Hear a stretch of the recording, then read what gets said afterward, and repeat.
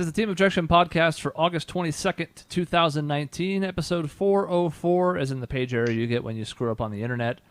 That's the only 404 reference I have. Just wait for 409 when I get to use a Beach Boys one. That's the intro. Welcome to the show. Giddy up 409. Oh, wait, not that one yet. Giddy up. No, that's 5 more episodes. Stop it. Yeah, I know. Okay, so if you can see on the screen here, radio listeners, there's only that guy right there. Mm-hmm. Right there. And that guy. And me. So, me and Chris, that's it. Nobody else. Everyone else has better things to do this week. Sean's in Hawaii. What a stupid excuse. That is a better thing to do this week. Yeah, it's hard to begrudge him that one. So. Yeah. I mean, I guess I can't even blame him because at least it's fun. I'm not even going to be here on our normal recording night because I have to go to Dallas for work. And Dallas is not as fun as that's Hawaii. No, especially at this time of year. So, at least. No, this time of year, especially Hawaii is the same temperature it always is, and Dallas is miserable. I think Hawaii is generally like, 81 for the high, 78 for the low all year. Pretty much. It's a little exaggerated, but it's pretty close, yeah. So in lieu of that, we're going to talk about basketball. Now, wait, before you turn off the podcast, I know sometimes we go in depth about like the mechanics of basketball or the advanced metrics or the sweet science of the game. Today's is more of a social commentary and not really about basketball itself, although it's the vehicle for this story.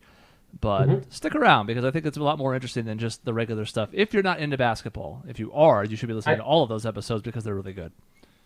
I imagine this is a little bit tangentially related to our last episode with Michelle on it. We kind of got into a little bit of social stuff, and I think this is going to slide right into that. Essentially, yeah. There's an article that came out today as of recording, Tuesday as of airing, that was essentially just titled, When the Donald Sterling Saga Rocked the NBA and Changed It Forever. It's on ESPN.com, and it was essentially a look back 5 years later at when Los Angeles Clippers owner Donald Sterling was essentially ejected from the league because as the owner of the team, he had racist remarks that were recorded and essentially used against him because they were leaked. TMZ got a hold of it, even though TMZ isn't really huge on sports. It is certainly something they cover whenever something noteworthy happens. And it spiraled into this whole big saga. Now, we knew a lot of the details about said saga when it happened. You may remember the Black Lives Matter movement that was essentially spawned by this. But this article essentially fills in some of the blanks and gives some extra context as far as how close the league was to shutting down completely because one owner was a horrible, awful racist. I mean, a lot of it goes into even the fact of the word owner has such a negative connotation. The person that purchased the Clippers after Sterling was kicked out, which, by the way, Sterling got kicked out from the league. They said, you can't own this team anymore. But he still got to sell them. And he made the most money for any professional sports franchise has ever been sold for. I mean, that's what's kind of crazy about this, is at least the guy's gone and he is a complete jerk. He's got 30 or 40 years of history that says how much of a jerk he is. This was not the first event by any means. No. But he still got $2 billion handed to him. That's why it's really hard to feel sorry for him because... Oh, I don't. I mean, yes, there are aspects of this that you can look at and be not as okay with. For example, it was said in a private setting, recorded without his knowledge, and then used against him in the court of public opinion. And that sucks, and that opens some dangerous avenues that I'm not necessarily sure everybody wants to go down. But then again, he also talked about the fact that there would be no basketball without him, not the players, but him. And the fact that they should be grateful to him because he gave them money when, again... Go ahead. Not even that. He gave them food and clothing and cars. Which I had a hard time fully understanding the gravity of that when it first happened. But now that it's had some time to marinate, ugh. Yeah, because what does that remind you of? Whether it's fair or not, some people won't like this connection, but the fact remains it reminds you of slavery. Mm-hmm. It sure does, because... There's a current movement right now. The New York Times is running a series on, I think it's the 1618 movement or the 1816. It must be 1816 because of the timing. Some kind of series they're doing looking back on how essentially like slaves were the backbone of a lot more of America than we care to admit. And there are people who are looking at that and going, no, that's revisionist history. Back then, they had a roof over their head. They were cared for. They were accommodated for. And it's like, yeah, and they were also slaves, forced to work, kept there against their will, brought to this country to perform manual labor. You can't just ignore that whole aspect. So it's the same problem with Sterling. I can't say his name right. I don't know why. It's the same problem with Sterling, where it's like, okay, I guess indirectly maybe you can sort of view it as you're providing these things, or you're not. Your meal ticket actually is owed to them, and you're a huge asshole. I don't see the CEO of the company I work for as the one who's providing me with things. I see that I have a contract, I have an agreement in place that I will provide a service for money, much like they are in the NBA. You have a contract that says I'm going to play for this long, for this team, for this amount of money, and fulfill XYZ stipulations. That's not an owner provider providing for things. That is a person that owns a company that has a contract with employees. It's a totally different environment. And the fact that he saw himself as this owner was just, I think, honestly, the worst part of all of it, despite the fact that he said many other things to his girlfriend who recorded all this, saying that, mistress, saying, they have recordings of him saying, I don't want you seen with black people, which is awful as well. But that mentality is, I think, the worst thing. Hulk Hogan famously a few years ago ran into a similar issue where he was recorded, I think, on video, but it doesn't really matter. There was evidence of him telling his daughter that he didn't want her dating black people along a similar vein. And it's like, yowzers. Like, they're both from kind of a bygone era at this point. They're both 60 plus. Sterling was in his 70s at the time. But holy cow, man. Like, where do you even get off thinking stuff like that? You know, if there was some recordings like, I don't want you dating this guy, and he happens to be a black person, okay, that's totally different story. But like, when you're just going to generalize something that much, it's. But what you said earlier about some of the doors it opens is something I've thought about a lot and had a lot of reservations for, and Mark Cuban did as well when this first thing went down. Is, like you said, it was recorded in a personal space and without his knowledge, and then he didn't go through any sort of court or anything like that. It was all pretty much wrapped up in about 5 days or so, where he basically said, okay, this came out and we're kicking you out of the league, which a lot of other leagues, I don't even think David Stern would have done this in the first place. It was because Adam Silver, who was like 30 days in, had the guts to pull it off, which is amazing. Yeah, and it's amazing thinking about the consequences if he hadn't, which we'll get into in a bit. But the fact that he was this new on the job, fresh-faced, being handed it from a long time, and although we hate David Stern, most people in the league thought he was a decent commissioner, and he was long-serving, had been entrenched for a long time. Adam Silver steps in, gets handed this situation, and I guess if anything, part of why Silver's so respected now is because he handled it pretty much correctly. Now, what you said earlier is still true. It's interesting that this was considered correct because there was no court of law, there was no process that they went through. They had to get a 2/3 vote from the owners, all of whom started to feel pressure from the league sponsors, who were all yanking themselves from the Clippers, and even nationally to some extent. There was a lot of exterior forces that were kind of tipping the owners' hands here, but ultimately they did what was right in this case. Now, like you said, it's dangerous because all it takes is apparently one incident. Now, I don't know. Obviously, you mentioned his prior history before. And you have to think that factored into the decision, too. It wasn't just he got caught one time saying one bad thing. It was also, this is the smoking gun that we haven't been able to get for all these other terrible things he's done over the last 40 years. It's still interesting, though. His rap sheet of things that he has done is, he owns real estate in Los Angeles and had a lot of what people call racist policies against who he would allow as tenants in there. He had, by all accounts, he was one of the worst owners in the league. Like, take Robert Sarver now, multiply it by like 20 probably, as far as cheapness, not willing to take care of his employees and provide a winning culture. Someone who just basically owned a team and decided, all right, I got a paycheck coming in. Check out my cool thing I own back here, this team of basketball players. He was a terrible owner. And by all accounts, someone who just basically, unfortunately, much like our president, just loved to sue somebody when they started to speak badly about him. Yeah, and I'm always torn about this for a few reasons. I mean, I'm in the media, so a lot of the aspects of like, how do you obtain information? How do you get recordings? What's the sourcing of it? What motivations might they have behind leaking it? All of it kind of has some skeevy undertones.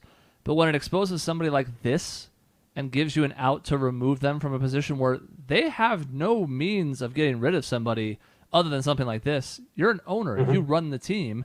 And unless the rest of the owners decide to jettison you, that's it. There's nothing else, nothing anybody in the organization can do or otherwise to be like, hey, you suck. And we know this because we're Suns fans and we've been stuck with Robert Sarver since 2004.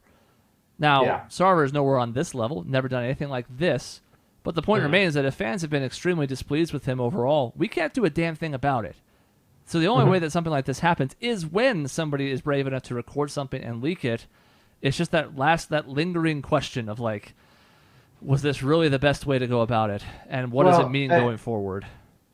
But I mean, like I said earlier, it works out in the sense of it's not like they just kicked him out with nothing. He did get paid for his team. I mean, so there's that. He doesn't have his shiny thing that he now says he can sit courtside at games and owns it because he is literally banned from the NBA for life, which was the first bold statement that came out of Silver's mouth that day, which is amazing.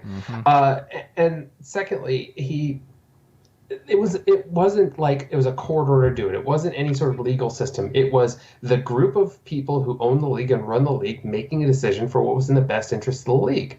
That's how companies work. That's how people's choices work. So while it does set up a potentially bad precedent for somebody not liking somebody else and getting dirt on him and kicking him out, to get this kind of almost unilateral support like they did to kick out Sterling, I don't know if it's ever going to happen again like that. Yeah, and I mean, we've mentioned the precedent argument multiple times here, we now have the benefit of hindsight. It's been 5 years since this happened, and there's been nothing like it. Not in the NBA. We've seen other celebrity scandals, especially in the Me Too movement, where people have been caught on tape or recorded on the phone or whatever, doing things they shouldn't have been, saying things they shouldn't have been, and having it held against them. But it's not like there's been a bunch of copycat crimes in the NBA from people going, well, we don't like this owner. Like James Dolan has probably said some terrible, awful, stupid things. Nobody's caught him on tape saying them and been able to use them against him. Yeah. I'm hoping somebody catches Robert Sarver, tongue-in-cheek. I say that a little tongue-in-cheek, I guess. But it sure would be nice to have somebody like Steve Ballmer type come in and just buy the team and throw money at it. That'd be great. Yeah, I mean, Ballmer's obnoxious in his own way, but it's because he cares too much. And boy, that's a problem I'd like to feel like we would have.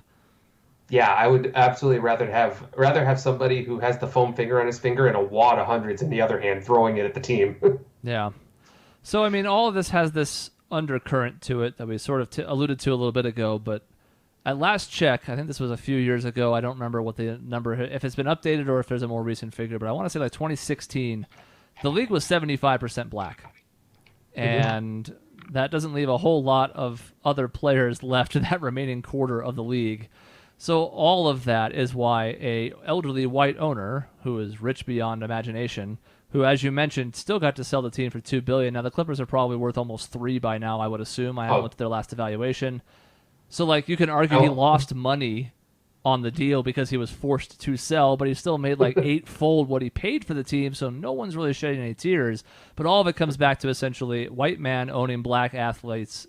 Tough, deal with it, and that's why all the protests sprang out of it, and that's why they almost canceled the rest of the playoffs. They were in the middle of the first round, and the players almost all were getting to the point where they were like, we're not going to play on the floor when this is happening until it's addressed. It would have been such a crazy thing to see players just not play. Just basically say, this means this much to us, and we are willing to forego whatever breach of contract that'll happen because this, we are willing to forego whatever money would be paid because it means this much. It would have set a huge statement as far as player empowerment, which it did indirectly. But it also, I try to imagine that alternate universe of the support that they get by some people and the absolute amount of blowback they get by another group of people. I mean, I can only imagine the uninformed people out there seeing like, oh, and like what he said, now they're not playing. Man, what a bunch of overpaid, whiny babies, which is so far from the truth of what it actually is. But there'd be that sentiment out there. Well, it's amazing every time that comes up, and we've talked about it on the show a few times before, but the idea that like, oh yeah, basketball players, they're overpaid. Well, the alternative is the owner getting money, which is already a stupid argument on its surface.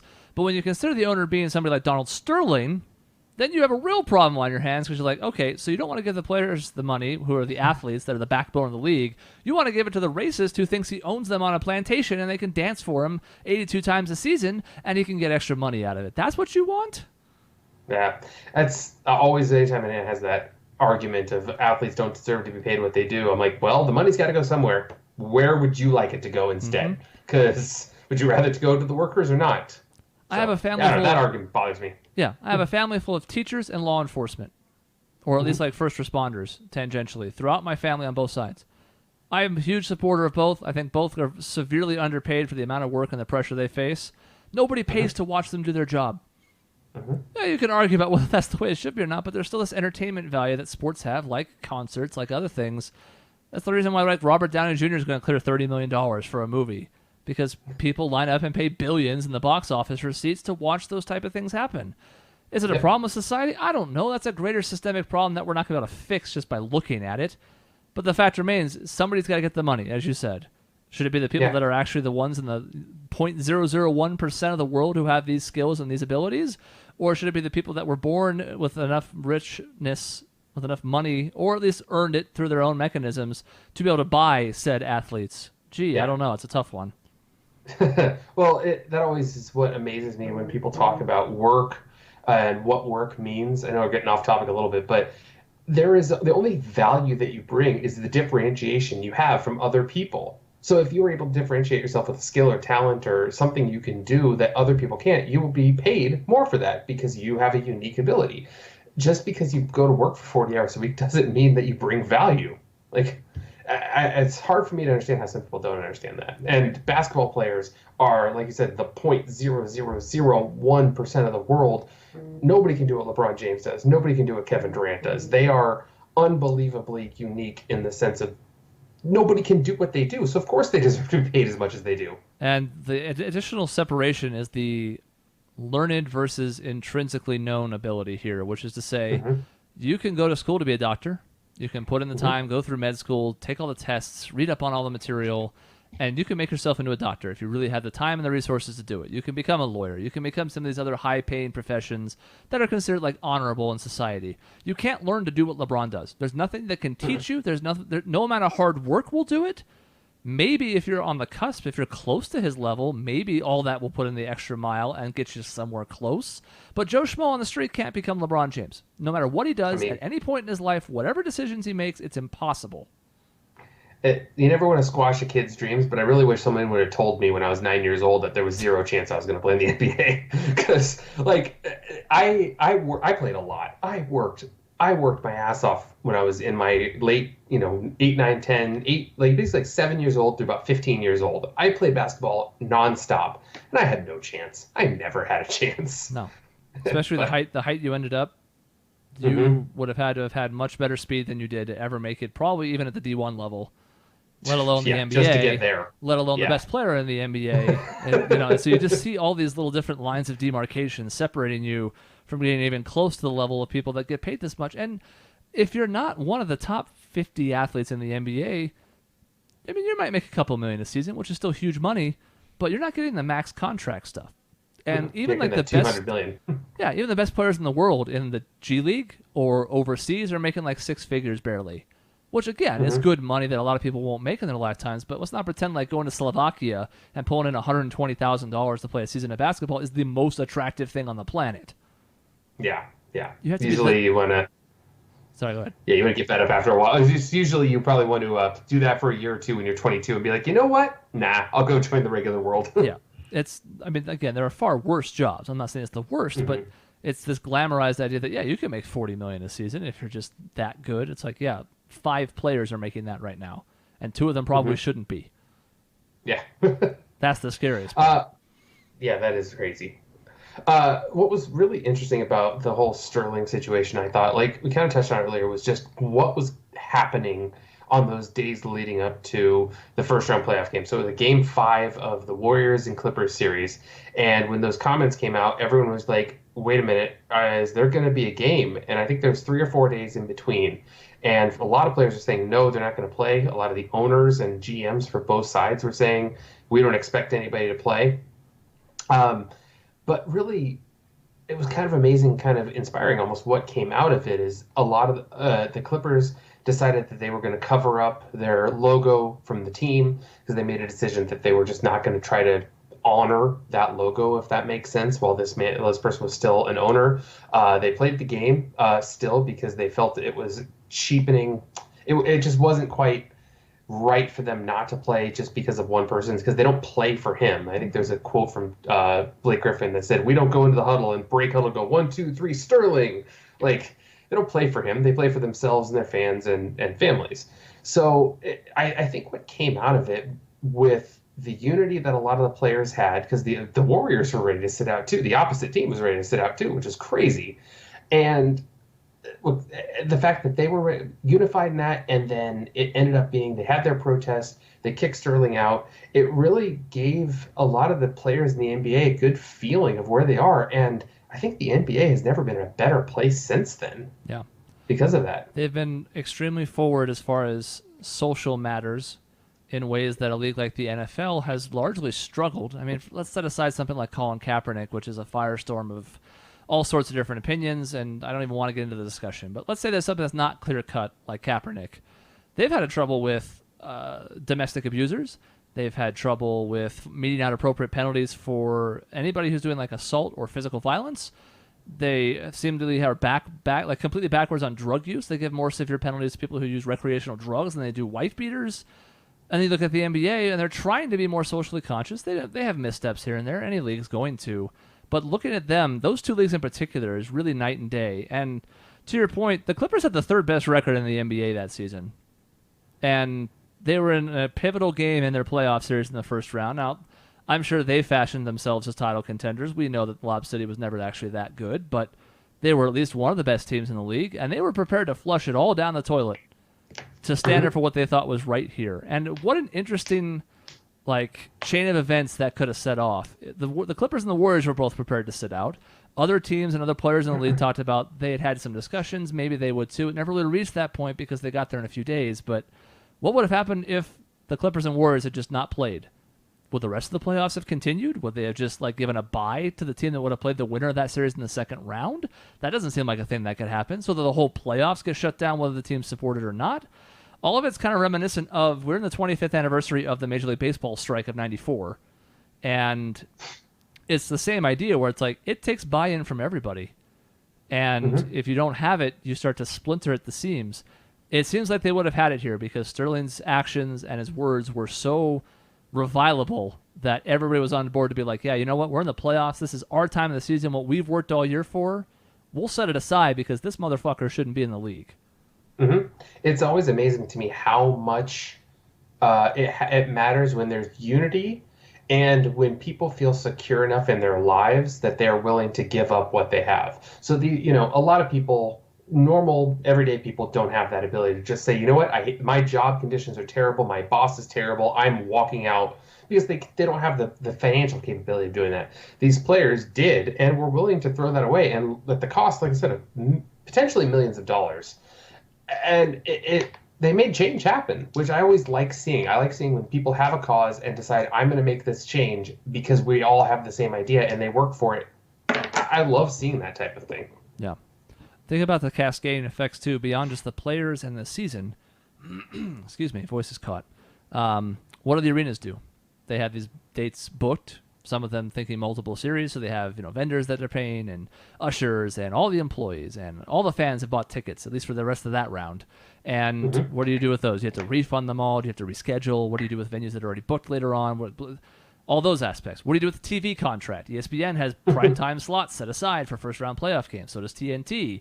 If the league just disappears all of a sudden because players are criticizing what an owner has said, what do the television stations do? Do they really hold the NBA in breach of contract because that's effectively condoning Sterling's actions? All of it would have been a gigantic mess, and luckily Sterling had the right approach, or Silver had the right approach to it and avoided all those repercussions because it could have been really bad.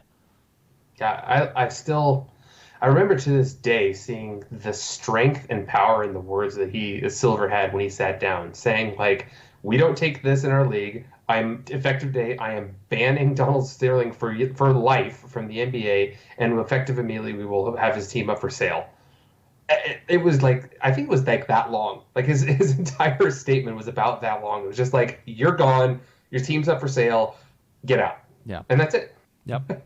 And it's interesting Which, too. I mean, I remember them. One of the main complaints in favor of the oh well, you can't do this to him. You can't force him to sell was like, well, what if he gets diminished value on the franchise because everybody knows he has to sell now. He's being forced out.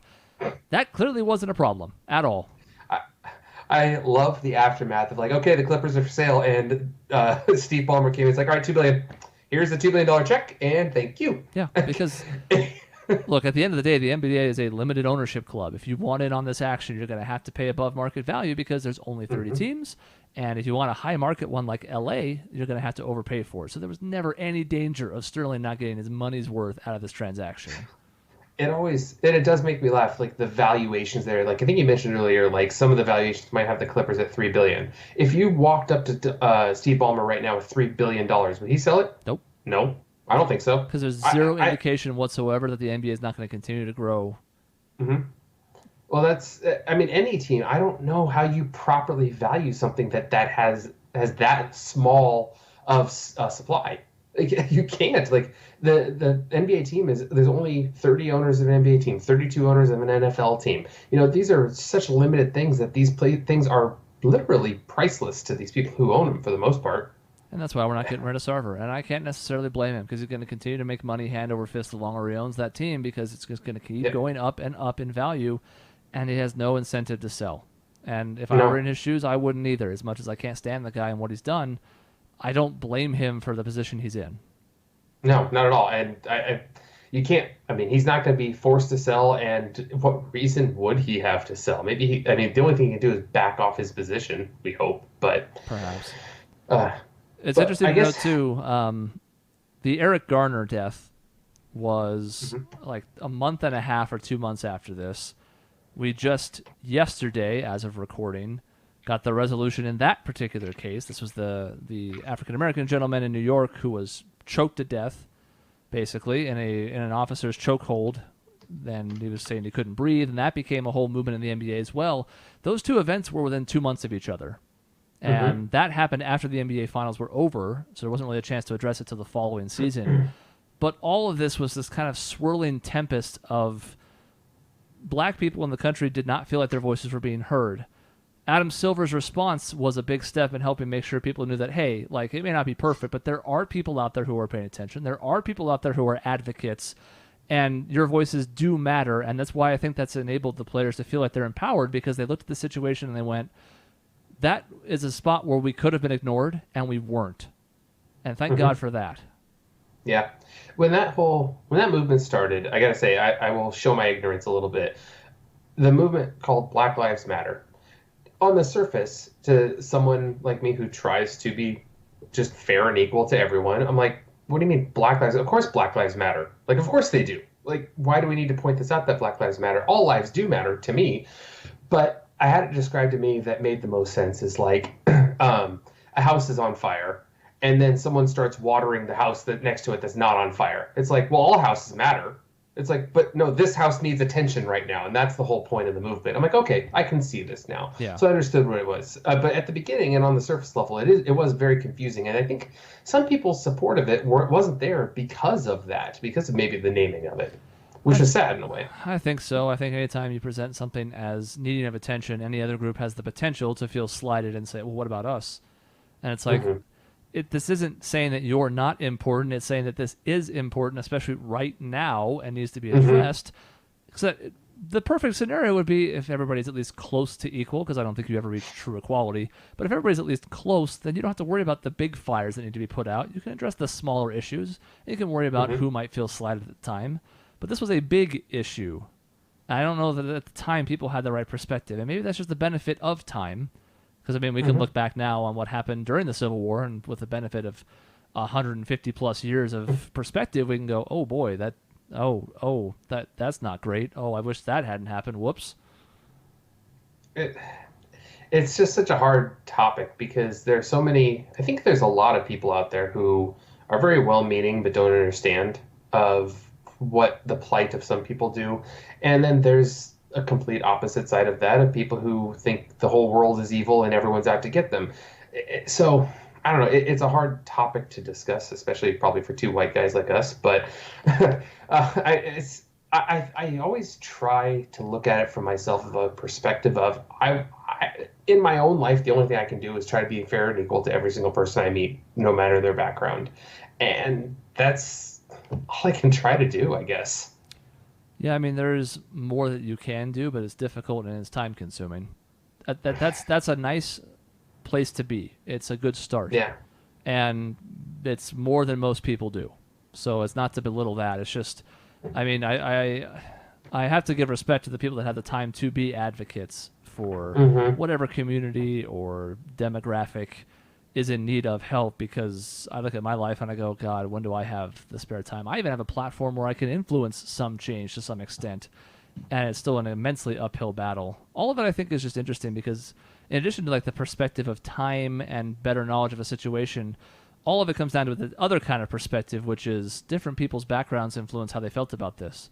I had family members who felt like this was an attack on cops in the case of Eric Garner, not Sterling, but that the Black Lives Matter movement was an attack on cops because obviously it was a cop who choked him out and killed him. And it's like, yes, for some people it was a chance to be like, yeah, cops suck, the hell with all of them, get them out of here, look, this is just an example of what they do. But most people just want to condone the actions of this cop who did this terrible thing, because in every walk of life, in every race, color, and creed, there are people who are terrible, and it doesn't matter that they're that type of person. It matters that they did a terrible thing. Yeah, I mean, yeah, there certainly were people on the extreme of it. It's like, all right, well, all cops suck, and like, let's go kill all cops or something like that. And I think that was extremely rare. Less rare probably than that police officers that do have racist undertones, as we've probably seen, but it was still a rare issue where someone was out like trying to hurt a majority of policemen. I think a lot of people still have a lot of respect for policemen overall, but there is a lot of issues that come from the accountability factor that comes from some of these people. And it is kind of crazy how the system works, where sometimes the people that are in charge of investigating and putting someone, punishing someone, is their colleagues or someone in the system where they don't have a clear, unbiased opinion on this person necessarily. And indirectly, that's what happened to Sterling. It wasn't a work associate; it was a mistress/girlfriend, but it took somebody from within acquiring evidence of him saying a terrible thing, because the other mechanisms weren't going to do it. If employees were going to try and stop him, he'd probably just fire them. Doesn't really have to have cause to do so. He runs the team. He has the final say. If it was a huge enough deal, I mean, it's a different story, but something minor, he could sweep that under the rug. He owns the team. So it took something, either a coworker or somebody else in the situation, to go, I'm going to stand up for what's right, even if it comes at my own risk. And again, the recording stuff, certainly a gray area. There's no way around that. But if the end justifies the means, then I have zero problem with what happened here whatsoever. Yeah. With Sterling, it's interesting. One of the people that I think kind of had a lot to say and was pretty overjoyed when Sterling was forced to sell and forced out of the league was Elgin Baylor, who worked for Sterling for 22 years, I think it was, in this article that I saw there. Former great basketball player. Worked in the front office for a long time, and said part of the reason he stuck around was because there was limited job opportunities for him, despite the fact that he actually had a fairly decent track record of being a GM. And he said that working under Sterling was just basically a nightmare. It was not a good place to work. It was no support. He was a demeaning owner. It was just a kind of an awful situation. So this guy was very happy, someone that has a lot of respect in the NBA communities, that Sterling was able to get kicked out. Yeah, I think the danger in all walks of life, be it this example or Eric Garner or any other ones, is applying blanket statements in the case of a fringe outlier that makes a group of people, whatever subset that might be, look bad. And in relation to, like we talked about the cops in the case of Eric Garner, in the case of Donald Sterling, it's not like I thought to myself, oh my God, all the NBA owners are racist, or they're all horrible people. I thought to myself, no, Donald Sterling is a terrible owner, a horrible person. I don't apply that across the board to everybody else until I'm presented evidence that tells me I should. So the same idea is, like, there are athletes that are assholes. There are, this isn't to give them a pass. There are probably some people that Donald Sterling condemned, and he was right to, because they were lazy. They didn't fulfill their end of the deal, whatever it might be. Just apply the things on a case-by-case basis. Don't take it Yeah. and apply it to an entire group for no fucking reason. I think that happens so much more today, or at least in the recent past, in the past couple of years, where it's like, oh, you associate with this group, you are X, you are Y. Like I've seen so many especially online, just comments of like all Republicans are evil. It's like, really? Like all of them, everyone, every single one doesn't have a nuanced idea of what they see the best way for the country or the best politics for the country. Just all of them are evil, no matter what. It's such a difficult thing to try to live in that gray area, and it seems like a lot of people don't want to do it. I'm going to say something that's relatively pro-Republican, and Yeah. I hope it gets used against me in some form or another. The sound clip's going to be available forever. I do not think the right approach to people who are against Donald Trump is to start calling out anybody who doesn't impeach him. In particular, Republicans, in particular Senate Republicans, since they're in control of the Senate. There are any number of reasons why somebody might not want to consider even introducing articles of impeachment. Some of them valid, some of them not. It could be as simple as they're worried about the next election and they feel like if they were to get booted out because they take a controversial stance, then they can't do good things for their district and what they were elected for. It's one example of many where, again, it's like, if you don't like Donald Trump, fine, whatever. We've talked about that God knows how many times on this show. But why are you attacking everyone around him, especially when they may not have the ability to affect change whatsoever? Yeah, I've seen things online where like right after the election was like, this is Bob, this is Sally. Bob voted for Donald Trump. Sally voted for Hillary Clinton. They're still friends. This is how be like them. And then I saw somebody else post something where it's like, no, Sally questions now her friendship with Bob, how he could vote for an awful racist, misogynic, blah blah blah blah blah person. It's like, it's not that black and white, and some people just don't see it exactly the same as you. And I think there's a lot of discourse and discussion that's not happening because of this hasty generalization that comes from that. I don't know how to address it. It's a problem that we've tried to tackle on the show in the past, and we've always operated in that more gray area as opposed to the harsh dichotomies of either side. I don't know. Social media certainly has not helped. It's a powder keg for these hot takes, these abrasive, muy caliente approaches where you just kind of look at something and you go, well, I'm going to form the harshest opinion I can about this because it's going to get me attention, and I don't care what the byproduct is. But the problem is when you're in an echo chamber where those are constantly the opinions that are being spouted, all of the rhetoric involved in something turns pretty vitriolic pretty quickly. Yeah, or if you're in, some, I don't think it's think tank is the right word, but when you're just a place where everybody thinks exactly the same as you, it's so easy to have this group mentality, this mob mentality of, hey, someone disagreed with me. Everybody go attack that person because they disagreed with the groupthink. And so online, when you're on the internet reading different social media, Reddit, Twitter, whatever you want to read, it's so easy to seek out what you want to seek out and then just stick there. I so frequently try to go to different websites, Facebook pages, Reddit pages of different things than maybe I necessarily agree with, so I can get a good feel what other people are thinking, even though I disagree with it. And sometimes some of it really bothers me when I read it, but I think it's important to have that good knowledge of both sides of what they think. Well, to your point, I think what we thought the internet was going to be was basically making the world smaller, giving more access to more information, bringing the world together, blah, blah, blah. And to a lot of extents, it has. It has also taken people from a point where before they would have been uninformed, and now they are wrongly informed because there's a lot of bad information, or at least, again, like echo chamber information that agrees with what you already think out there, and you can now queue it up whenever you want. Before, like even in the 90s, say, before the internet, you might watch the nightly news and maybe form an opinion about a few stories that came that way, or maybe you picked up the newspaper and did it that way, but there wasn't this 24/7 place where you could just go and be like, I'm angry about this. I'm going to find other people who are angry about this. Or even worse, 24/7 channels that will play to your thoughts, the Fox News, the MSNBCs, the InfoWars, which is just utter garbage completely.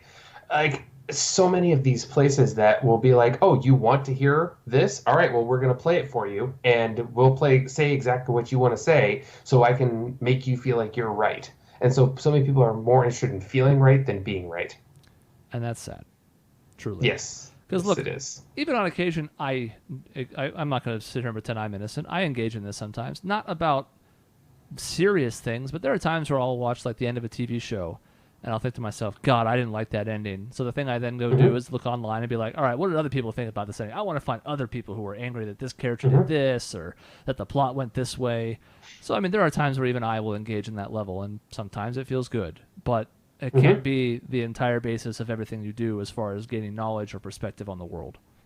Yeah, I like to, I do like to do that, kind of say like, hey, did people agree with me? But I'm surprised more often than not. Maybe is I'm surprised when I go on and people have an opposite opinion of me. Strange enough, like The Last Jedi was a real prime example of that. I didn't hate that movie.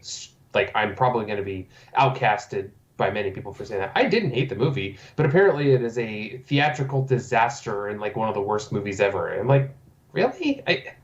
I don't understand the level of hate that got its own life behind it because so many people started jumping on that ship.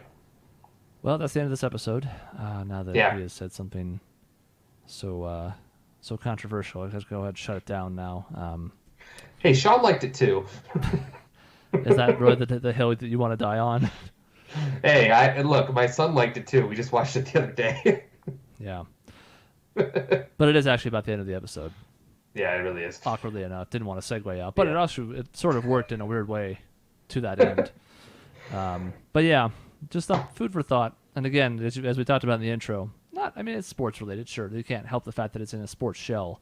But a lot of this was more about where you're willing to draw the line, what matters to you the most. And it's really interesting, again, having some of these new quotes and new perspectives from people that were involved in it at the time to look back and go, boy, that went right, but look at every single thing that could have been wrong. Yeah. It's amazing how swiftly and rightly it went and how everyone kind of said, all right, good, let's move on. Like, not necessarily like, let's move on, like there's no problem anymore, but like, okay, good, at least we took care of this issue right now. Now we can focus on other things. Mm-hmm. Yep. So. Amazing. Well. Yep. That is the end of this particular episode of the Team Objection podcast. In between shows, you can find us at our website, objectionnetwork.com, on social media at Team Objection on Facebook and Twitter. It's youtube.com/Objection Network for new videos 7 days a week. And finally, you can send emails to the show to objectionnetwork@gmail.com. See you next time.